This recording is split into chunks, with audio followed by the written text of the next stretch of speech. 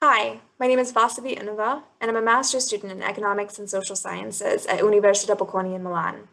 Under the mentorship of Dr. Mina Kim from the Bureau of Labor Statistics, through research in color, I've been able to investigate the effect of income inequality on hate speech. For years, social scientists have been contemplating the origins of hatred towards minorities and whether it has any ties to one's economic status. The economic frustration hypothesis argues that the roots of hate crime lie in displaced frustration and competition for material resources, and it's been proposed as one explanation for the increase in political radicalization and discriminatory violence in recent years. In the past, to test this, the hypothesis has been measured using sectoral shocks, wages, poverty indicators, economic status, and unemployment, but there's been no real consensus on the relationship between economic frustration and discriminatory violence. However, to my knowledge, very little analysis focuses on income inequality as a measure for economic frustration. So I'd like to contribute to this literature by examining hate speech and its relationship to income inequality. Here, I'm defining hate speech as abusive or threatening speech directed towards a specific group. I hypothesize that hate speech exists online more prominently in areas where income inequality is not attenuated through minimum wage increases. Through a differences in differences approach with variation in treatment timing, I examined the number of tweets containing hate speech at the state level to estimate the effect of a minimum wage increase on hate speech. This methodology closely follows Forsyth 2020. As for the data, I wrote code that pulled 1.3 million tweets that contain hate speech, which I queried from a list of established keywords already in academic literature.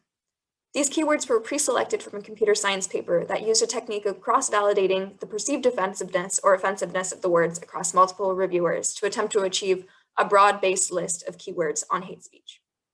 Once I was able to pull the 1.3 million tweets with these keywords, I then indexed them by 25,000 unique geolocations, allowing for more granular data analysis and potential future paths of investigation, but also allowing me to figure out which states they came from to start with. I then combined those tweets with a set of 36 states, with 20 states in the control group and 16 states in the treatment group, and more later on how those are parsed. But first, just taking a brief look at the set of states. The orange is the treatment, while the green is the control. As you can see, there is some dispersion across the US, although there seems to be some clustering as well. This led me to the following regression. Here, Y, KT, is the number of hate speech tweets in state K at time T. Period T, PT, is 0, which is before the minimum wage increase in state K, and 1 after the minimum wage increase in state K. And a majority of these happened between 2014 and 2015. A state is sorted into the treatment group if it had a minimum wage change that was considered quote unquote dramatic, which is a greater than 5% change in minimum wage. If their minimum wage change was less than 5%, they were set in the control group.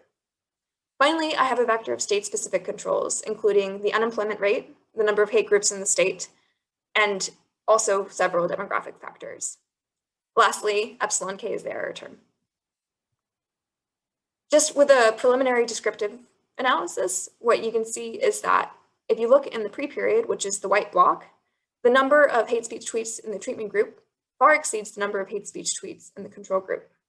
However, after you see following the treatment in the gray area, we can see that the number of hate speech tweets in the treatment group is under the number of hate speech tweets in the control group. This seems to indicate that there may be a potential path of investigation here for economic frustration as a reason for hate speech online. As for preliminary results, we've found that minimum wage increases may not have a strong effect on the number of hate speech tweets in a state. But however, an increase in unemployment within a state may increase the number of hate speech tweets sent within a given state, implying that there truly is a potential underlying economic mechanism for hate speech online. However, these results still come with some caveats because we're currently working on scaling the number of tweets by the number of overall tweets per state, as it's not consistent with the population within a state. We'd also like to investigate hate speech differentiating by targeted minority, which may provide some precision in a data set that's very noisy.